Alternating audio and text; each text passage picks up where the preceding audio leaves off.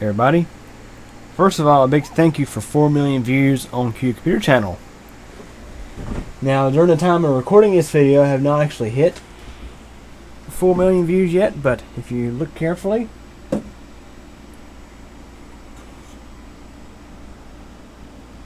getting very close. As of today, September 20th, 2015, Q Computer Channel has 3.9 million views. Getting pretty close to 4 million.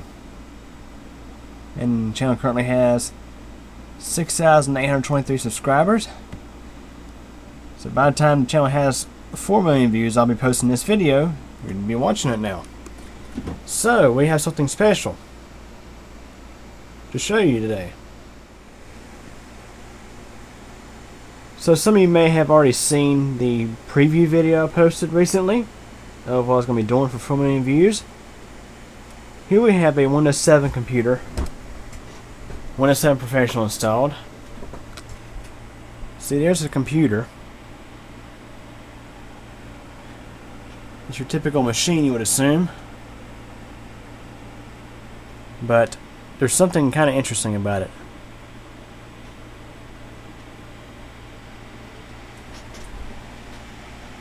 Yes, there's cables all over the place. It's not really finished. I don't know if I'm going to finish it or not, but what do we have here? Is that two processors? From a distance, they probably look like AMD Athlon XPs.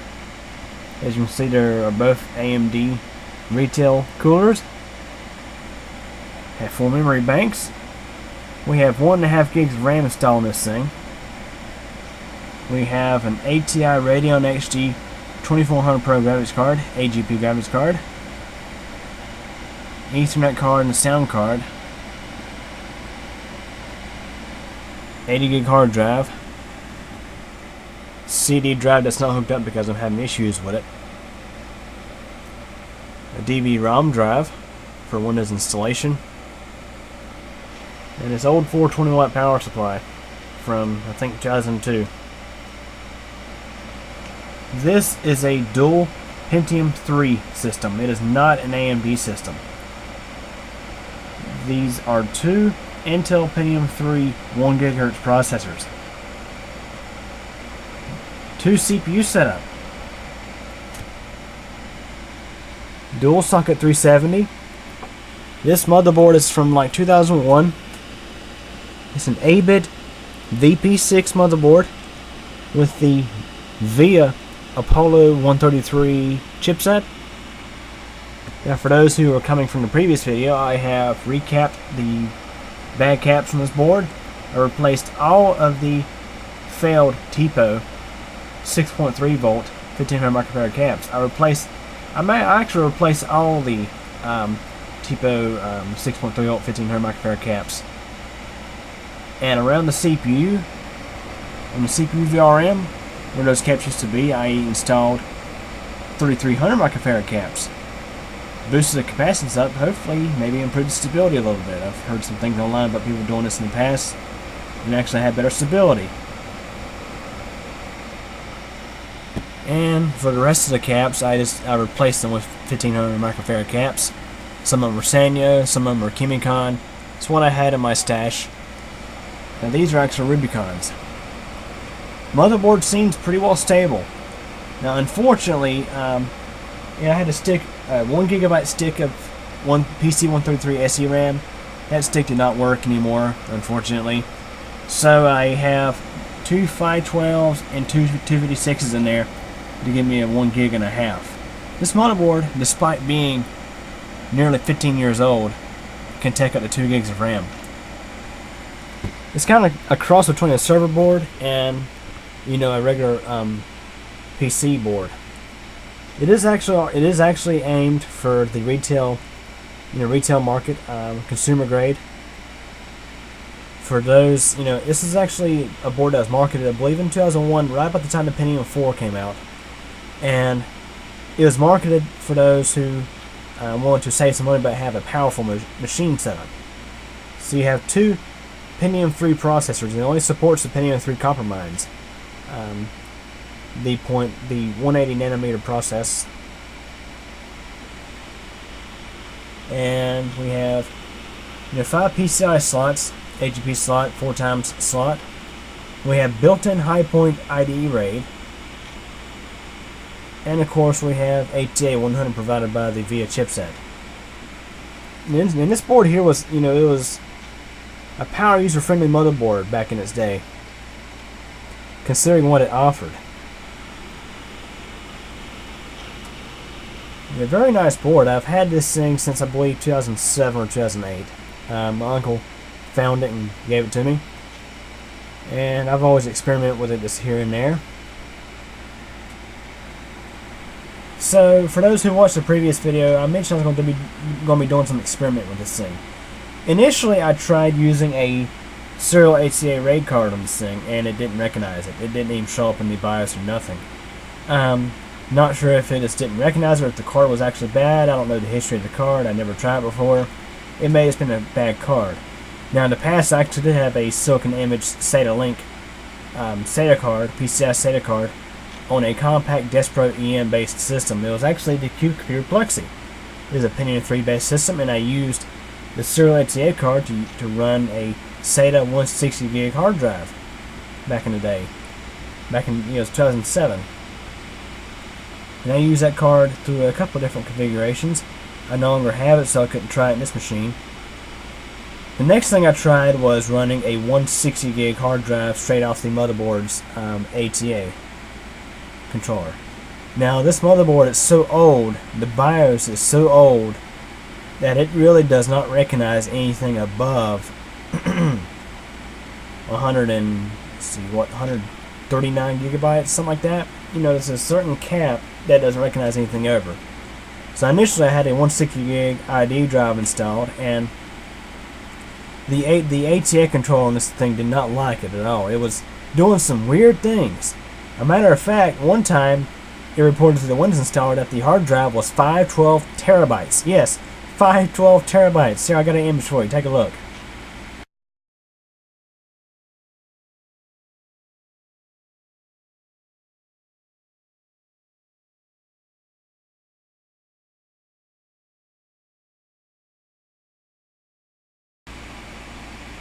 Now, isn't that weird or what? I don't think I've ever seen nothing like that before. Reporting 512 terabytes of storage space. One time it would report like 139 gigabytes. One time it would report like 152 gigabytes. And at one time it reported 512 terabytes. And that was just so freaking weird. So I then hooked up the 160 gig hard drive to the high-point RAID controller. And it seemed to allocate the entire space of the 160 gig hard drive. And I had to actually load in a driver for this RAID controller for Windows 7 to even the Windows 7 installer to even recognize the controller. Kind of odd, but it's probably because this thing is so old. It didn't Windows 7 didn't ship with drivers for the high point controller. So load the driver off floppy disk, and it picked up the controller just fine. But I had after it seemed like this thing has had a weird issue. It seems like Windows 7 will install okay, but when you go to reboot the machine, after it posts that second time, when you reboot the computer, Windows 7 no longer starts back up. It just resets, like you've moved the hard drive to a different computer. So this is why I'm shooting this video now. I plan on getting this thing built up completely and then shooting a video, but due to the circumstances that are going on, I'm just going to do the video now. So currently the Ethernet controller does not have a driver installed. It is lighting up its light and everything, and it's like it's getting a connection with the network, but Windows does not see it. The sound card does not seem to work. It's not even showing up in Device Manager no matter what PCI slot I put it into. So we're not going to have any sound for this segment. Now amazingly, this motherboard picked up this video card just fine, despite this video card is a whole lot newer than this whole platform is. I mean, we're talking about a Radeon HD family card from, I guess, 2007, maybe 2008. I know the 3450 was out in like 2008, so maybe the 2400 was probably 07, something like that. And we're talking about a 2001 motherboard, a 2000 or 2001 platform here. it managed to pick up that just fine. Amazing. So let's go and take a look at Windows 7. So as I mentioned, after the first reboot, you're pretty much done. So I have not rebooted the machine yet. I want you guys to sort of get a tour of it from what I can do. I'm kind of limited on what I can really do. No network card, so I can't get online. And it's been acting really weird. Let me show you something. Pull up Windows Task Manager. Now right now it actually shows Windows Task Manager on the title. But let me go try to access something on my USB drive. Which, I do have a USB 2.0 card, but when I installed it, the first time I tried this system out, it was actually really weird, so I just didn't really bother with it. So let's go access something on my flash drive. How about CPU Z? Not sure if I can replicate the problem this time or not.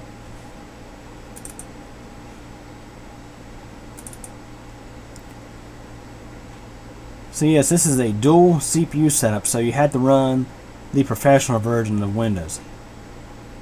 The home version does not intend to look for a second processor. This is different than a dual core processor, because a dual core processor is a single package, single processor, but with 2 cores. This system has 2 individual CPUs. See, look at this, guys. Pentium 3. Now, isn't that cool? It's been a while since I messed with a Pentium 3. I used to mess with these all the time, about 2007 or so. Yeah, each chip has 256K of L2. And we can toggle between CPU 1 and CPU 2.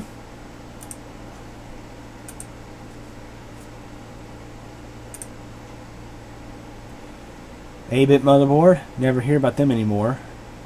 Back in the day, they were actually a really decent brand, but they just vanished. You don't hear much about them anymore. I think they went bankrupt.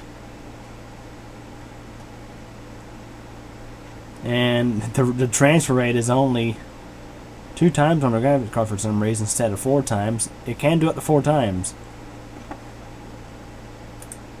We have 1536 megabytes of SD-RAM, non-DDR. This SD-RAM, PC 133. We have 4 slots.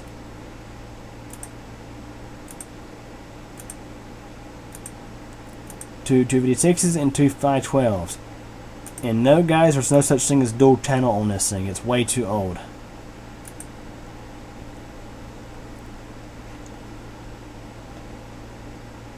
Now what's interesting is this 256 module and this 512 module. Look at the manufacturing dates. This 512 stick was made on the 50th week of 2006, and this 256 module was made on the 7th week of 2007. The rest of them are from like 2001 or 2002. Here's a graphics Radeon HD 2400 Pro AGP. 256 megabytes of onboard RAM. I think it's probably at least DDR, maybe DDR2. I'm not exactly sure. Maybe GDDR3. April 2014 build of CPU Z. Again, let's take a look at this. Now, one thing I had planned to do, had this set up not, actually the way it did, was I was going to try to overclock it just a little bit to see what I could get out of it. Speaking of which, let's look at the Windows Experience Index on this. Yeah, the number is not very high. 2.4 score for the CPUs and 2.4 for the RAM. Now we're talking about SD-RAM. It's slow as crap. But what's funny is the CPU score is nearly on par with a netbook. an Intel Atom processor.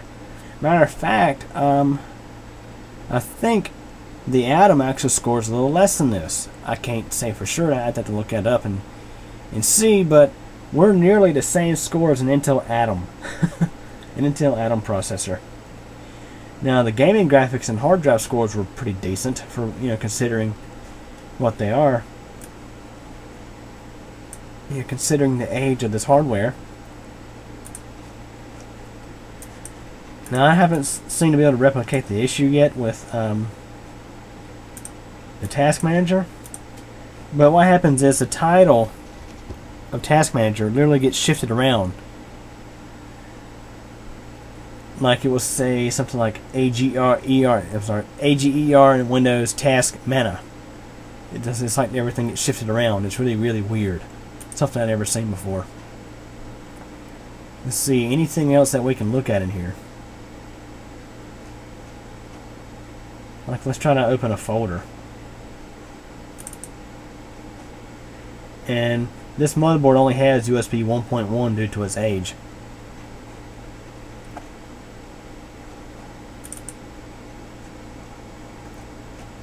Seems to be doing okay now, considering what it is.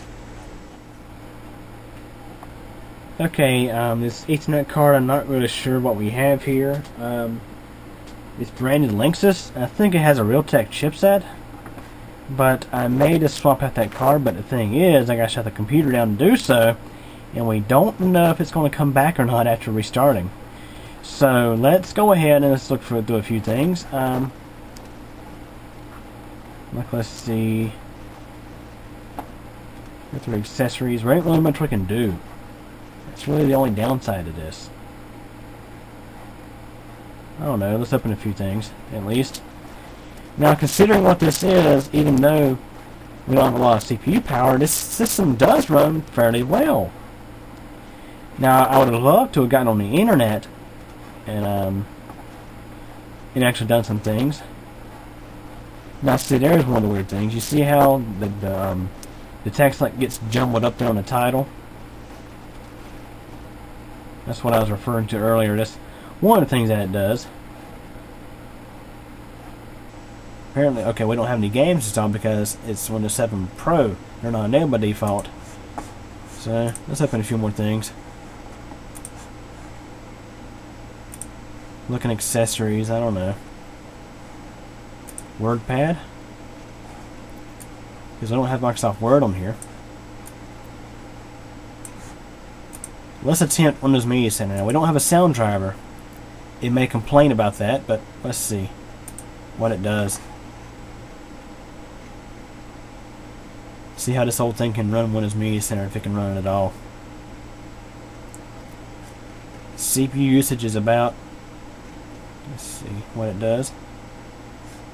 There it is. This is the S Media Center's window. So let's just do Express settings. See if it complains about no sound driver. And look at this. Come on, there we go. We have Windows Media Center running on this thing. That's quite amazing. So let's play. We don't really have much any videos to play, but we have we had the sample video that's included. The horses running alongside the beach. The animals, that kind of stuff. Oh, yes, the wildlife video. That's all we really have. And it's a high definition video too, so let's see how it runs it.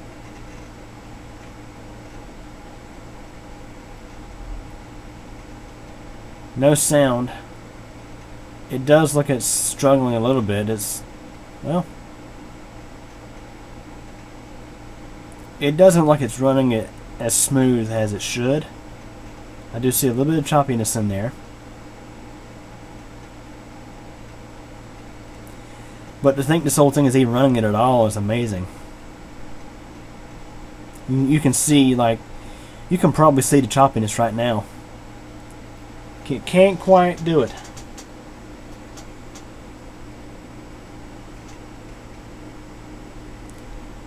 It's trying. Okay, that's it.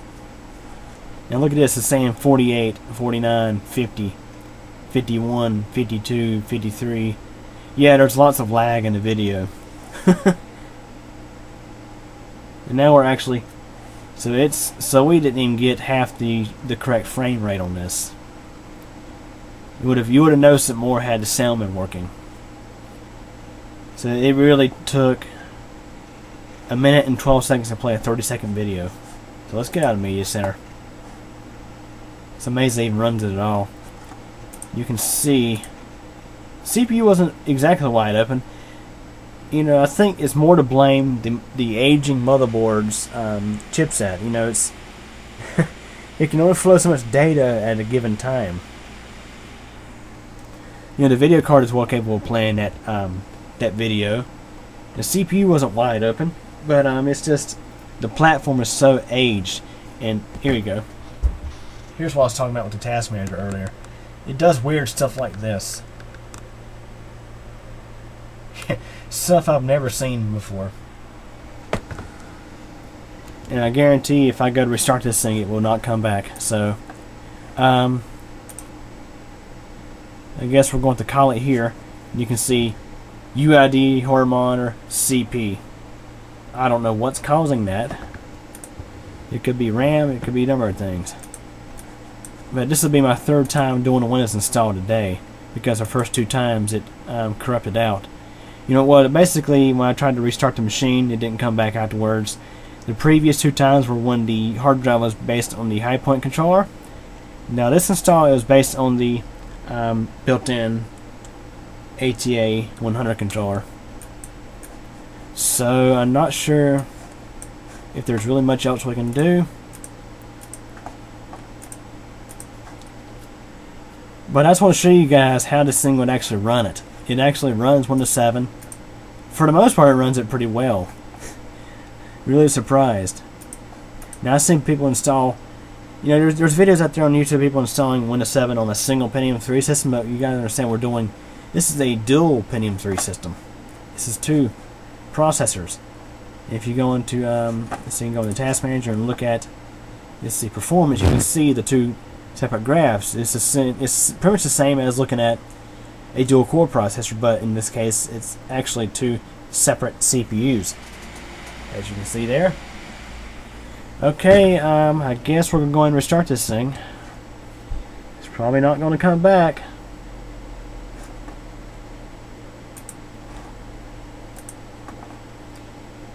If it does, I'll be amazed.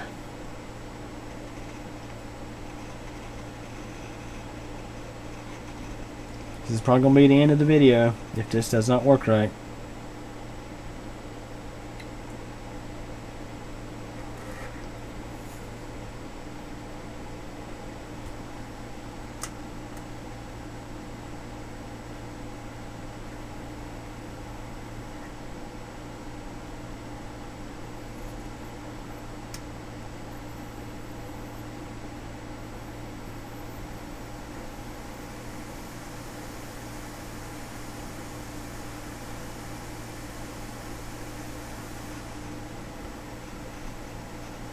Alright, let's see what happens.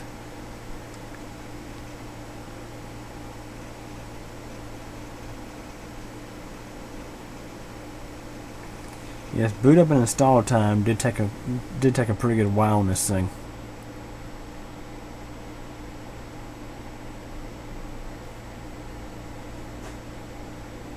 Wait for the Windows logo to come up. And it's already froze. Yep. I told you guys this is what it would do. It could be faulty RAM. Could be a number of things.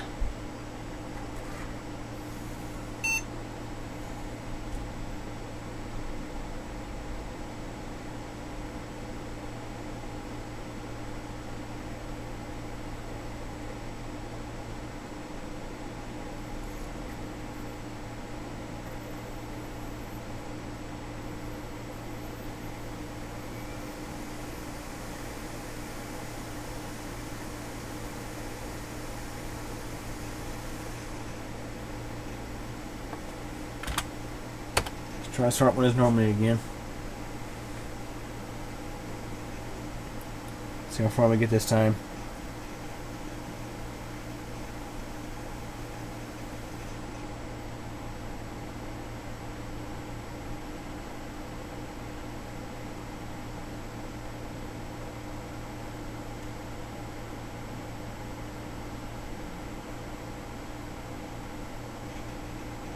This is usually where it would reset.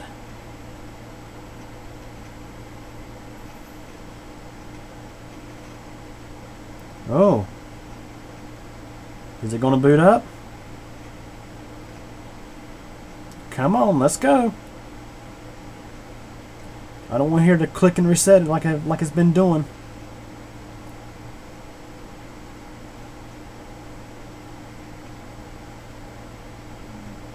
It hasn't froze. I still see the Windows logo and the keyboard is flashed. We're going to get a successful boot. It looks like we are. Look at that, guys.